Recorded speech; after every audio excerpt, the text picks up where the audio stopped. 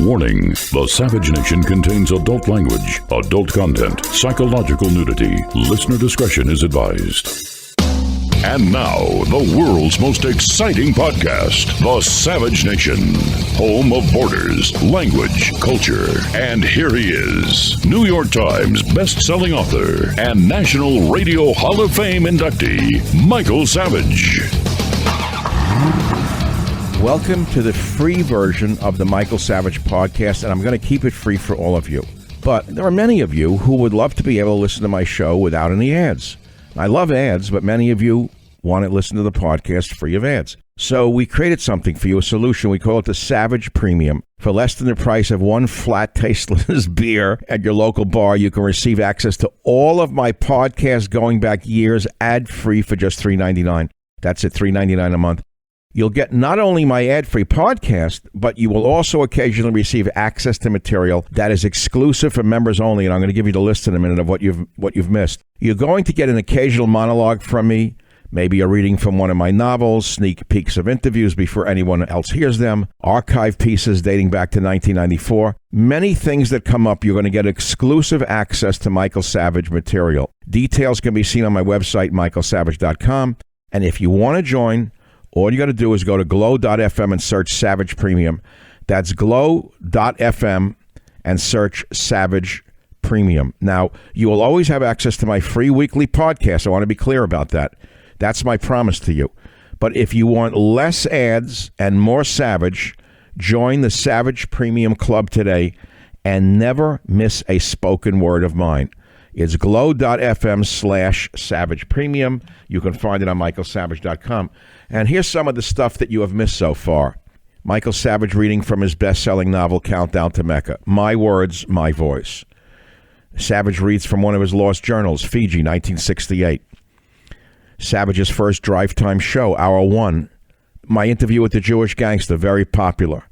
I read from my first written, published article, Who Was at the Helm, from 1965. It's heard nowhere but on my premium site. I read passages from my novel, Abuse of Power. We replayed Fat Al's Tuna. My Savage show from 3/24/94, the earliest show in the archive, 3/24/94.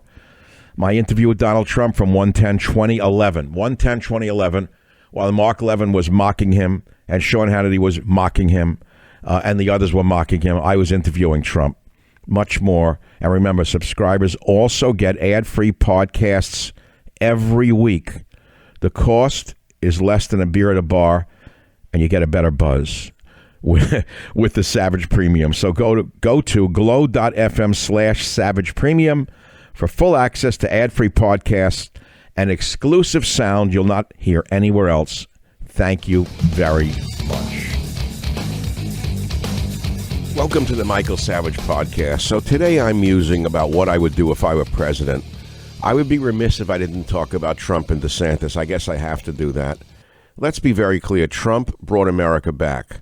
When many of us feared that the Obama administration was ushering in the socialist takeover of America, Trump, using, truthfully, a lot of my books, as I was told by someone who created his campaign, Trump brought us back on course with his messaging. Trump stopped the assault on America's values, her people, and her pride. However, I believe Trump has lost his message. He made it about himself. He kept complaining about the stolen election. Even if it's all true, nobody wanted to hear it. He needs to stop looking back and start looking forward. Now, I supported Donald Trump even before he threw his hat in the ring. Years ago on my radio show, I asked Trump about running for the presidency. That was in 2011. I knew that he understood my rallying cry to patriots across this nation of borders, language, and culture. Well, no matter what, no matter which person you choose, Trump and DeSantis both give us hope that there is a future for our republic, that there are still men in America who will rise to the occasion and not abandon the American people. Ultimately, Trump gave rise to DeSantis. Trump signaled that America was ready for someone to give it to them straight, for someone to stand up to the woke mobs and tell them we're not going to take any more of the subversion of our liberties. And remember this, without Trump, there would be no DeSantis. Trump needs to remember to make this about the nation, not about himself. about the nation, not about himself, and stop complaining about stolen elections. That's one man's opinion. We see the kind of charlatans, fakers, and liars who have hijacked America on both sides of the aisle. And I don't have to name names for you to know who I'm talking about. And so, therefore, when you see that people like Joe Biden, who is clearly senile, is liable to be reelected again because of the incompetence of the Republicans and the complicity of the media, there comes a time when a man like myself, who has spent his entire life articulating what America could be like, is ready to say to you that I have a plan to save America. And if I ran for the presidency, here are but some of the ideas I have to save America. Not necessarily in this order, but they will be organized around the theme of borders, language, and culture. So let's begin with culture, because most people understand what the borders are. They know what language is, but they don't understand what I mean when I say culture. I'll make it very simple for you. I would put the 10 Commandments back into every schoolroom in America on the wall and get rid of the trans commandments. You heard me. The 10 Commandments, not the trans commandments, in every school. English only. Make English the official language of the United States. Require all who immigrate to our country to begin immediately to learn English as part of the requirement to qualify for the privilege of American citizenship. All voting ballots will be written in English only. If you don't read English, you don't vote. It's that simple. 2, close the borders. Use illegal aliens to build a wall between the United States and Mexico. Pay the illegals for their labor in the form of a one-time worker fee. Upon finishing, repatriate them to their home country. In other words, deport all 4 to 5 million illegal aliens who Joe Biden illegally flooded into this country. Defend our borders. Pull our troops out of other nations where they're doing nothing and put them on our southern border where there's a real threat to our nation. Reduce the size and scope of our government. The federal government, as you know, is out of control.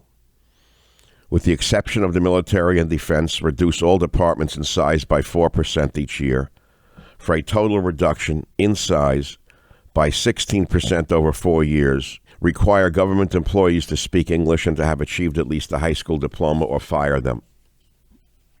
Next, strike down the anchor babies law. Eliminate the loophole in our law that encourages illegal immigrants to enter the country for the purpose of having anchor babies who are U.S. citizens simply because they happen to have been born in our hospitals. Export jailed illegal aliens. Our federal, state, and local jails are still overcrowded with inmates. A good percentage, perhaps 29 or more percent, are illegal aliens. They don't even belong here yet. We're paying an average of $35,000 to $45,000 a year to house, feed, clothe, and entertain them. Immediately send them back to their country of origin. Michael Savage, a host like no other. Hey, Savage listeners, I want to tell you about Kachava, my team's daily super blend. If you're like me, trying to stay on top of your health and get all your nutrients, then please listen, because Kachava has you covered. Kachava puts everything your body needs in one glass. All the superfoods, all the protein, all the greens, all the vitamins, all the omegas, all the benefits for your brain, your gut, your skin, your muscles, your heart, your whole health. No more compromise, no more guilt. No other nutritional shake does all this. They travel to the ends of the earth to source all the most powerful superfoods, and they crush them up. It's so simple. You take 2 scoops of powder, you add water, you blend it up, and you enjoy it. You're going to be surprised how good it actually tastes. My team drinks Kachava for breakfast, and they tell me they have energy all day long and they feel great. You've got to go try Kachava for yourself. Right now, they've got a special offer for my listeners. Go to Kachava.com/savage. That's Kachava, Kachava, Kachava.com/savage. You're going to get 10% off your first order. That's Kachava.com/savage. All right, well, look, I'm talking about things that I would do if I were president, what I would do to save our country. Next, I would give a pay raise to military personnel, especially combat military personnel. Combat military personnel, not the deadbeats in uniform who are working in the Defense Department. Increase pay for active duty combat troops by at least 15%. Increase tariffs on China.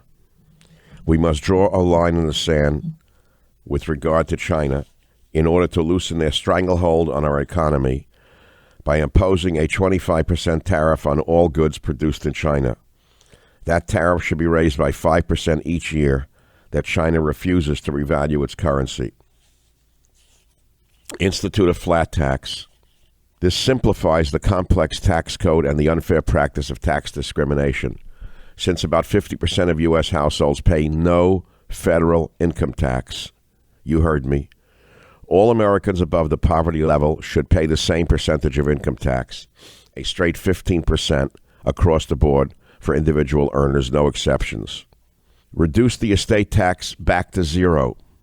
Eliminate the death tax all over again. It's a confiscatory practice of taxing the inheritance money passed from parents to children upon the parent's death. That means it's triple taxation. Reduce pay and pensions for civil servants. Why are we paying such high disability pension per year for former fire chiefs and police chiefs?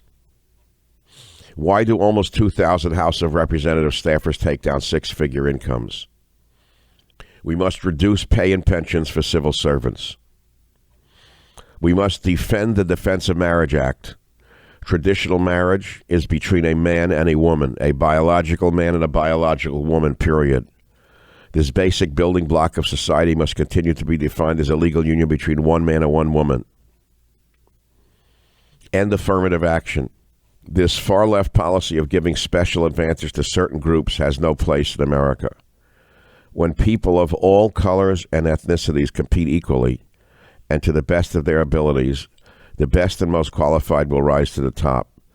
Studies demonstrate that giving certain groups of people a leg up in competing for positions and honors usually harms them more than it benefits and it also leads to reverse discrimination and possibly a race war. Limit welfare benefits. Provide welfare benefits for no longer than 3 years. Require able-bodied recipients of welfare to volunteer 15 hours per week in acts of community service. America will cease to exist if we continue to steal from the makers and give to the takers. We need absolute voter ID, voter reform. We must require a government-issued photo ID, such as a driver's license, at the ballot box when voting. Now, I could go into details about how Wall Street is out of control. I could say again, reinstate the Glass-Steagall Act. This was an act instituted in 1933, which required the separation of commercial and investment banks. It was repealed in 1999, and it was one of the key factors leading to the breakdown of the residential mortgage investment sector. Reinstate the Wall Street uptick rule. This will control the hedge fund raiders. We must reinstate the uptick rule before the stock market collapses altogether. We must institute tort reform. Tort reform must be instituted for medical malpractice to curb frivolous lawsuits by the briefcase mafia and stop out-of-control awards for damages. Medical liability should be capped at $250,000 per claim, by the way, as it is in California, where it works, where it was introduced in 1978. If passed, tort reform legislation will reduce the legal industry's inordinate influence in raising medical costs. Run the country like a business, not an empire. We cannot blame a specific president for the entire economic morass we are now in. However, as any homeowner knows, if you have $100,000 in debt at the end of the year, you don't eliminate that $100,000 debt by incurring $300,000 additional debt, which your children and children's children will have to pay for. Instead, you pay down that debt by cutting unnecessary expenses. As I say, getting back to basics is the only way to save America. Much more can be done, and much more will be done. Which vision of America will win the day? Here is how Benjamin Franklin put it in his speech during the Constitutional Convention of June 28, 1787. He fundamentally said that the real basis of our existence is as a nation with a contract with the Judeo-Christian God. And here's what he said. In the beginning of the contest with Britain, when we were sensible of danger, we had daily prayers in this room for the divine protection. Our prayers, sir, were heard, and they were graciously answered. All of us who were engaged in the struggle must have observed frequent instances of a superintending providence in our favor. To that kind providence, we owe this happy opportunity of consulting in peace on the means of establishing our future national felicity. And have we now forgotten that powerful friend, or do we imagine we no longer need its assistance? I have lived, sir, a long time, and the longer I live, the more convincing proofs I see of this truth, that God governs in the affairs of men. And if a sparrow cannot fall to the ground without his notice, is it probable that an empire can rise without his aid? And I will say again to you, members of the Savage Nation, it's time that we begin to revisit and reestablish the religious and moral principles that flow from the Old and New Testaments of the Bible and from the Declaration of Independence and the Constitution, principles that have enabled us to become the great nation that we are today. I'm not suggesting we turn America into a theocracy. Rather, this means that we would do well to put our religious beliefs into practice in such a way that we cleanse our national soul of the sick, immoral, and degrading cultural practices that have done and are doing our nation such enormous harm. They are killing our children. The question remains, whose vision of America will win the day? The perverts or the patriots? We can and must do better.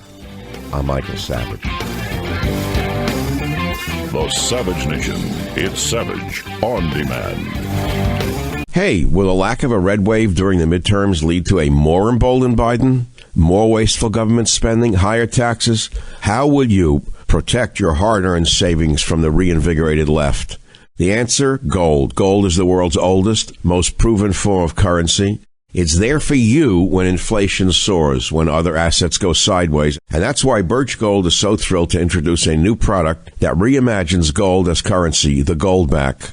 This month, you'll get a free Goldback for every $5,000 purchased when you convert an existing IRA or 401k into a precious metals IRA with Birch Gold by December 22nd.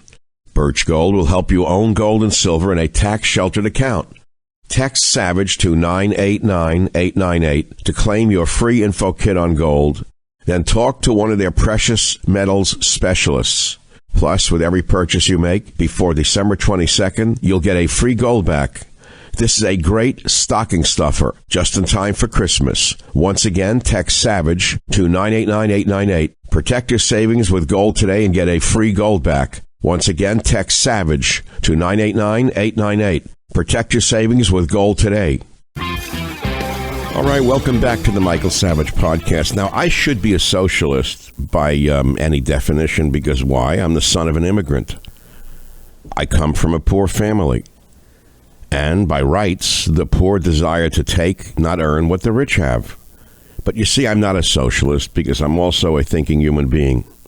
It's true, when I was a child, we were poor. I had a lot of impediments thrown at me as I grew up into adulthood. I was first a social worker on the Upper West Side of Manhattan after college, and then I was a school teacher. Those professions were filled with all left-wing fanatics. Today, many of the people I worked with when I was younger are running New York City or the world, into the ground, by the way. They learned nothing from history. They're stuck in amber.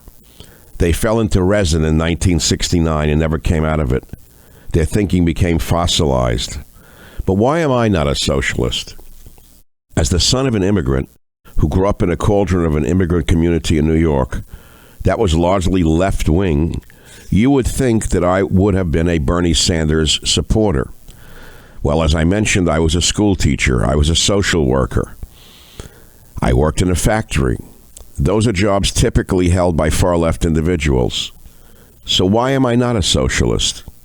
Why did I become who I am? And when did it happen? I became disenchanted because I became ambitious and wanted to make something of myself. And once I expressed that desire, every impediment you could imagine was thrown into my way. First, I was blocked from realizing my goal of becoming a college professor because of my race and sex. I was not a minority, and I was not a woman, and I was not a first-generation immigrant, and I was not a transgender. Otherwise, I might have become a very happy college teacher, like the rest of the leeches called college teachers, 90% or more of whom do absolutely nothing but collect a fat check and moan and groan about how bad American capitalism is. I would have become a willing pawn in what was essentially a gigantic brainwashing academy that destroys our youths with hatred and lies. I probably would have been one of them, happily hanging around. I'd be retired by now, and I have all of my friends marching around talking about how evil America is, how horrible and illiterate Donald Trump is, how brilliant the Democrats are, and how wonderful Bernie Sanders is. How wonderful the heroes are who march, attack, and kill police. But I am not a socialist because I changed a long time ago. Unlike most of my cohorts, I evolved. They stayed in New York or big cities, and they also stayed in the ghettos of their own minds, trapped in them with the rhetoric of the 1960s, which goes back to the 1930s, which goes back to the 1880s. For them, there's nothing new under the sun. They've seen it all. They've heard it all. They're all cynical. They know everything. The irony here is that you see a billionaire like Larry David, who made $1 billion or more on the Seinfeld series, yet he espouses socialism. He masks himself as a socialist, as many of those from that milieu do. But let me tell you a little story about Larry David. A friend shared a small office building with him during the Seinfeld years. Technically, the bathroom belonged to the Seinfeld offices. My friend who worked for another show was told he couldn't use it. He had to go to another building. You see, socialism works for these guys only in the third person, not in the first person. They don't want to personally have to share anything. Hollywood is filled with hypocrite activists. They all pretend they're fanatical left-wing guys while they're worth billions of dollars. How does that work?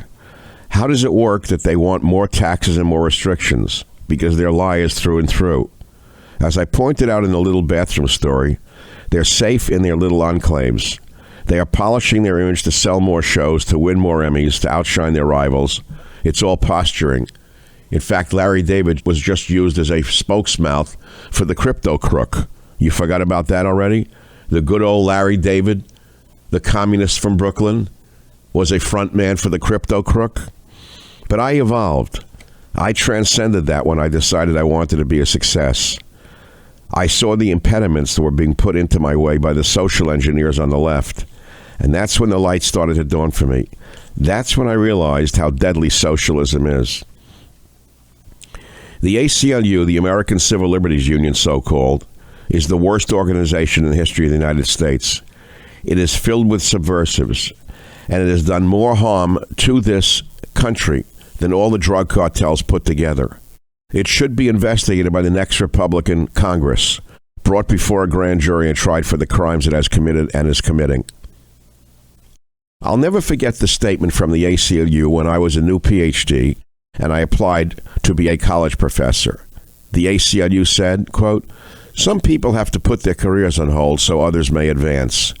So they put people with lower standing, lower credentials ahead of those who, like me, had proven themselves and earned their higher standing. They intentionally skipped over better qualified individuals and instead gave academia the underqualified generation of college professors. They brought you to the debased university system we have inherited today. That's why in our schools today we don't have the blind leading the blind. We have subversives making a new generation of subversives. Men and women and transgenders whose eyes and ears and mouths are filled with hate for people who respect borders, language, culture, and tradition. Those are the people I had to step aside for, and I thank God I did. That's what drove me into my immense success as an author and broadcaster. In any single podcast, I reach and influence more people than I would have in 20 years of teaching. Unintended consequences work both ways. In trying to silence me and all the other highly qualified white males, the ACLU created a voice opposing them that is now heard around the world. I'm Michael Savage. Thank you for listening. The Savage Nation. It's savage, uncut, unfiltered, and raw. The Air Traffic Out of Control podcast has landed. Each week you can hear crazy, funny, and downright nerve-wracking audio from airport control towers around the globe. Well, we're outside here. They're saying the ramp is closed. They won't let us park because of Air Force One. Yeah, Tower 192, there apparently is a passenger opened up an overwing exit and is now on the wing attempting to jump. Can you alert police, please? Real audio from pilots and air traffic controllers. You absolutely need to maintain radio silence if it's not ATC related. You're an obstruction to air traffic control. Otherwise, we can file some paperwork. Air Traffic Out of Control is now available wherever you get your podcasts. Don't miss it. I think it's well known by anyone who's read any of my books that communists have used sexual liberation and repression to undermine this nation. We know that the left-wing revolution has destroyed the fabric of American society.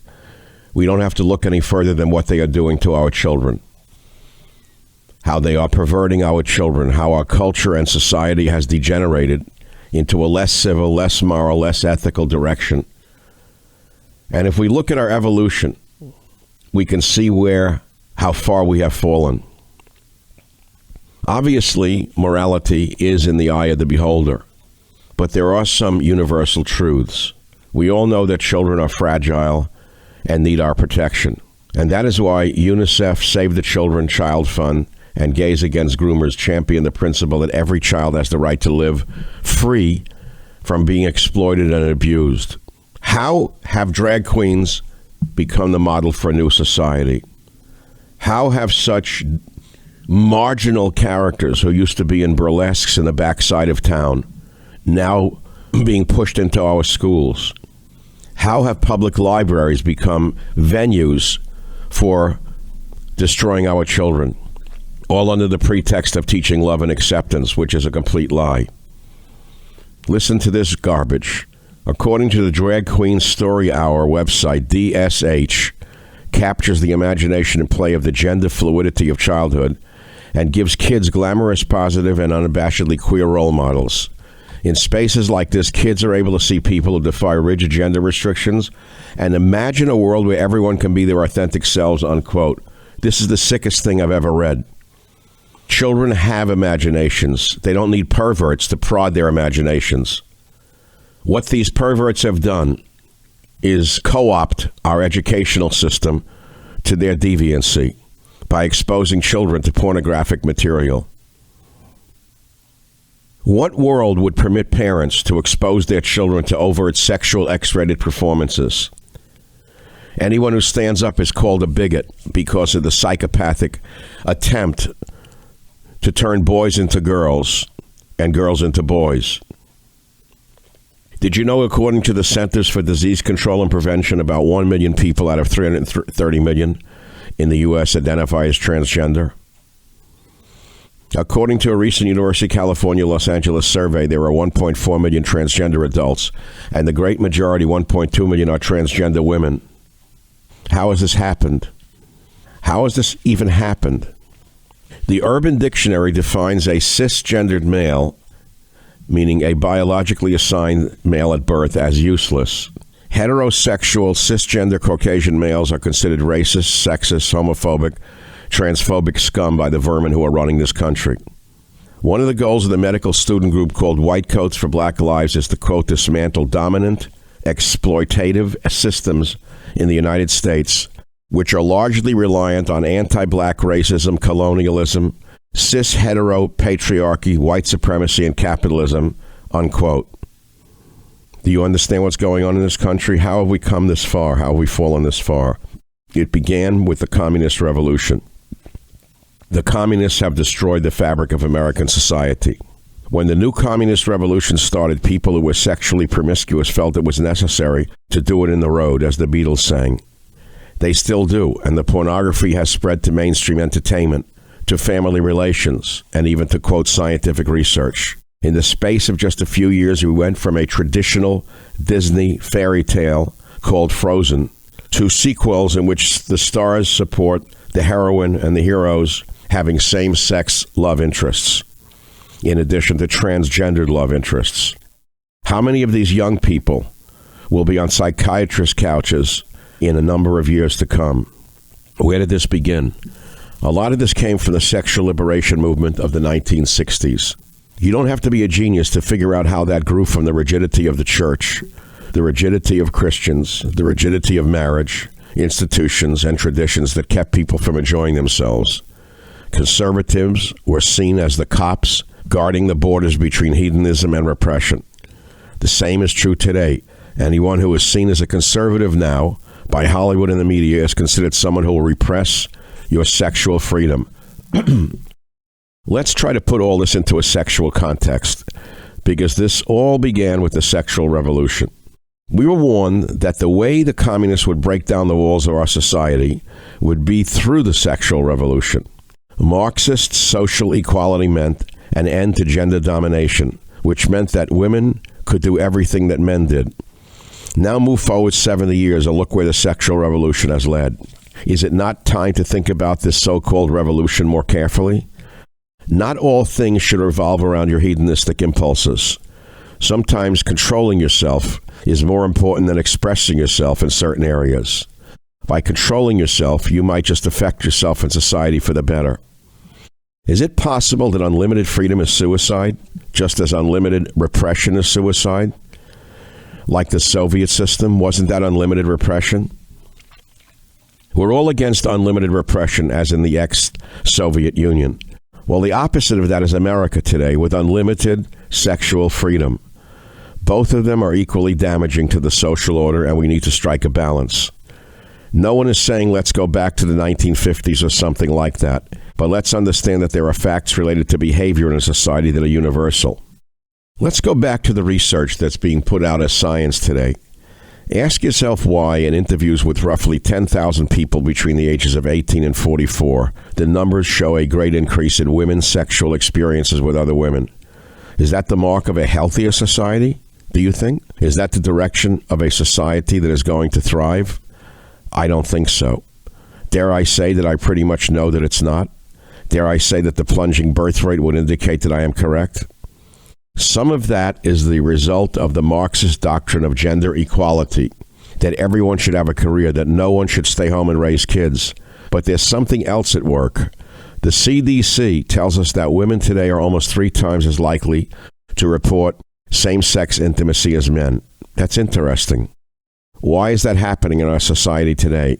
What does it have to do with the breakdown of our borders, language, and culture? How do we reach a point where the CDC is studying a thing like this, instead of warning us about and preventing the new disease outbreaks being caused by uncontrolled immigration? This is an example of the meltdown of our science as well, the meltdown of medicine in the United States. I want you to learn where all this is coming from and try to stop where it is taking us, because when anything goes, everything goes. I'm Michael Savage, and we're talking about what I would do if I were president on today's podcast. What a strange time it is to live in America today. Home of borders, language, culture, the Savage Nation. It's Mike Pesca, and I want to tell you about Not Even Mad, my new roundtable podcast dedicated to the joy of disagreement. Each week, I spar over the week's top stories with my co-hosts, the personally delightful, if politically disparate, Virginia Heffernan. It's not our fault. It's not the woke's fault. And Jamie Kirchick. That is why I refer to it as a Maoist struggle session. New episodes every Wednesday. Subscribe now to Not Even Mad, a delightful disagreement. All right, welcome back to the Michael Savage podcast. Years ago, when Biden was just still a dream in the eyes of the left, we had a president named Barack Obama, and I wrote a book called Scorched Earth, Restoring the Country After Obama. I want to refer to it for a few minutes for reasons you will soon see. This was published in 2016, Scorched Earth, and there was a subchapter in there entitled Bring Back UAC, call it LAC, the Love America Committee. Now, that's what the left does, is everything they do, they twist the reality of it and make it into what it isn't. So let's call it the Love America Committee. And I said this. I said, if Donald Trump becomes president, I wonder whether we'll see a revival of groups such as the House Un-American Activities Committee. I hope so. I can name several people who should go before UAC today. I wrote this. Some will say, well, come on now, that's fascistic. Really?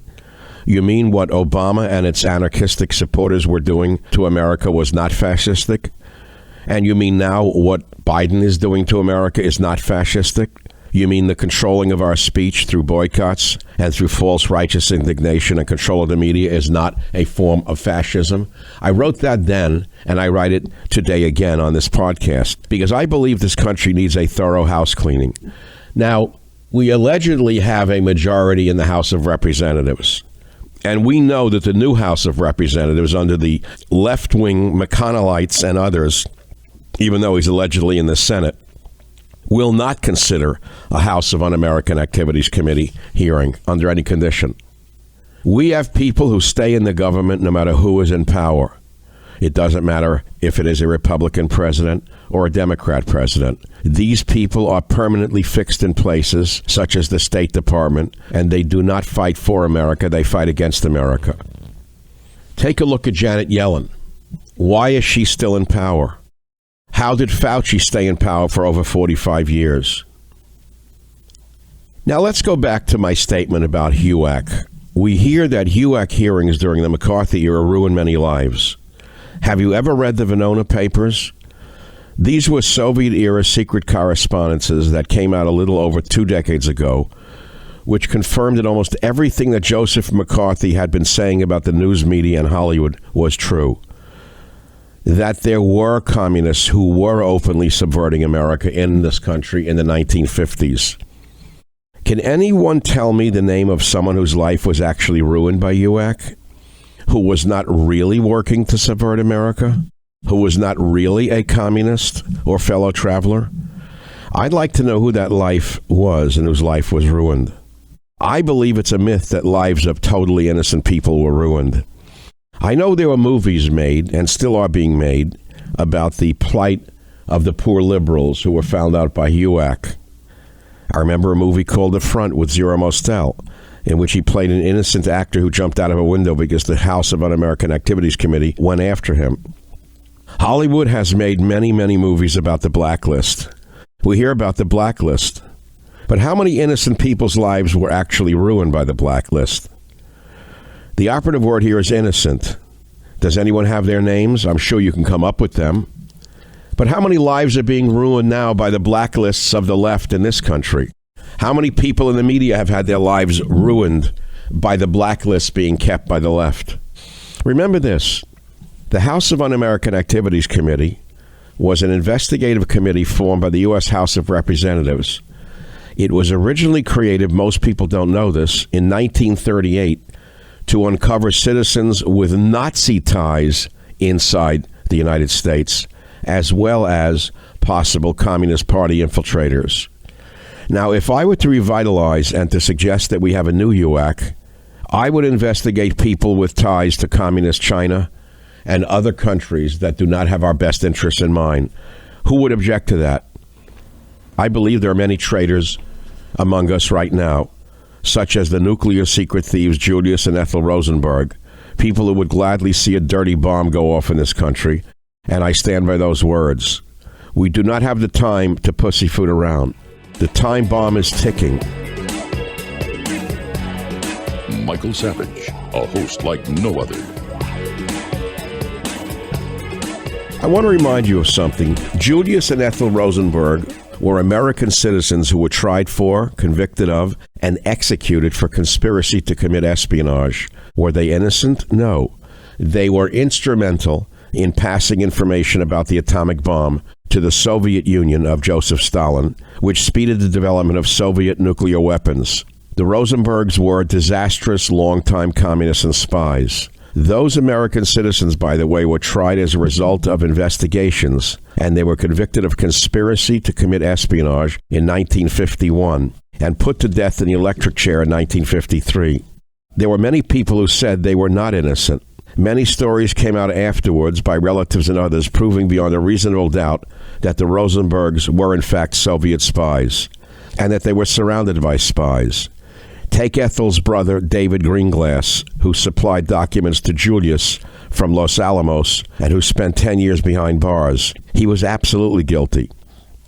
There was Harry Gold, Greenglass's courier, who served 15 years in federal prison, guilty. There was also a German scientist named Klaus Fuchs, who turned over secret atomic bomb information to the Soviet Union and who served 9 years and 4 months in prison, guilty. Now, what I'm about to tell you is the most important part of this diversion. In 1995, the United States government released a series of decoded Soviet cables, codenamed Venona. I read them on my radio show, the Venona Papers, back in 1995. Those papers confirmed that Julius Rosenberg had acted as a courier and recruiter for the Soviets. Ethel Rosenberg's brother, David Greenglass, whose testimony had condemned her, later stated that he had lied about his sister to protect his own wife, Ruth, who had been the typist of the classified documents he stole, and that he had been encouraged to do so by the prosecution itself. Morton Sobel, who was tried with the Rosenbergs, served 17 years and 9 months of a 30-year sentence. In 2008, Sobel admitted he had been a spy and stated that Julius Rosenberg had spied for the Soviets and that Ethel Rosenberg had known what he was doing. There's a lot more to this story. Just remember that Julius and Ethel Rosenberg, these type of infiltrators, are still alive and well, working like thieves in the night to undermine the pillars of our nation. We must root them out. And so I go back to what I asked a moment ago on this podcast, a very simple question. Which of the actors, writers, and directors who were blacklisted were not, in fact, members of the Communist Party USA at the time, or, let us say, secretly associated with communist parties at that time? But what about the current blacklist? We have current blacklists all over America today. That is why people like myself are never seen on television shows, by and large. And that is why so many people are blacklisted from the media, because we have blacklists today. And that's why I suggest that we need to create a new UAC in an attempt to ferret out those with ties against America. Now, I want to go back in history just a little bit for a moment with you right now. The Alien Registration Act was passed by Congress on June 29, 1940. It made it illegal for anyone in the United States to advocate, abet, or teach the desirability of overthrowing the government.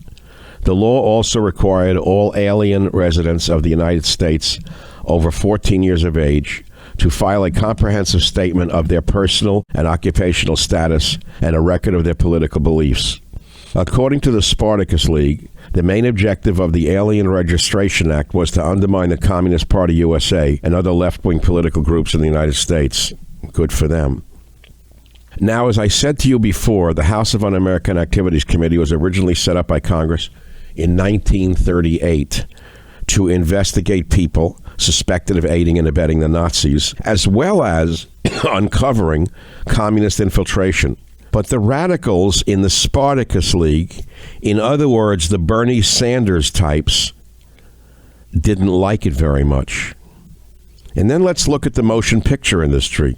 HUAC named a number of individuals. Bertolt Brecht, names you wouldn't remember. Dalton Trumbo, Ring Lardner Jr. They refused to answer any questions, and they were known as the Hollywood 10. They claimed that the Fifth Amendment of the U.S. Constitution gave them the right to do so, and they were right. That's why so many members of the Obama administration copped to the First Amendment and, like gangsters, took the Fifth Amendment. Did you ever live through a time when the people who ran the IRS were under investigation for crimes against innocent civilians and would take the Fifth Amendment instead of answering questions and not be put in jail? That's what happened in America. Under your hero of liberalism, Barack Obama, they took the Fifth Amendment. Never forget this. Many of you will say, look, Savage, you don't really believe in a blacklist, do you? You don't want one, right? I'll answer that I wish it weren't necessary. But you're damn right I want one. I want one for people who hate our nation and want to see it destroyed. I want to know exactly who they are, and I want them stopped. Now, many of you will say that such a thing is wrong, unconstitutional, inhuman. Is it? Is survival inhuman? How come none of you who are would-be defenders of truth and justice rushed to my defense when I was blacklisted by all of the media? How come you didn't come to my defense when I was banned in England? How come you didn't care about that blacklist? How come you plastic conservative pundits out there didn't say one word when I, the only member of the American media, was banned from entering Great Britain for statements I didn't even make? Where were you, great defenders of the First Amendment, when I needed you? The answer is nowhere, because you're the very same plastic conservatives that you blast every day on your radio and television shows. You are the problem, my friends, not the left. You are the plastic conservatives.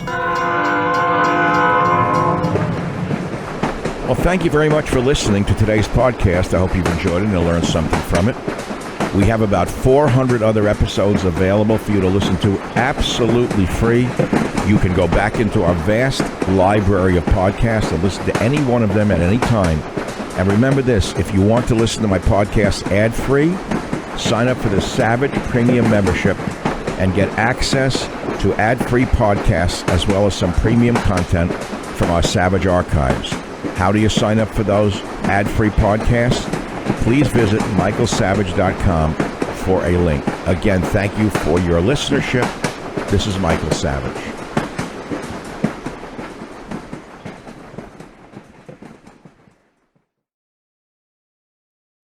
The Air Traffic Out of Control podcast has landed.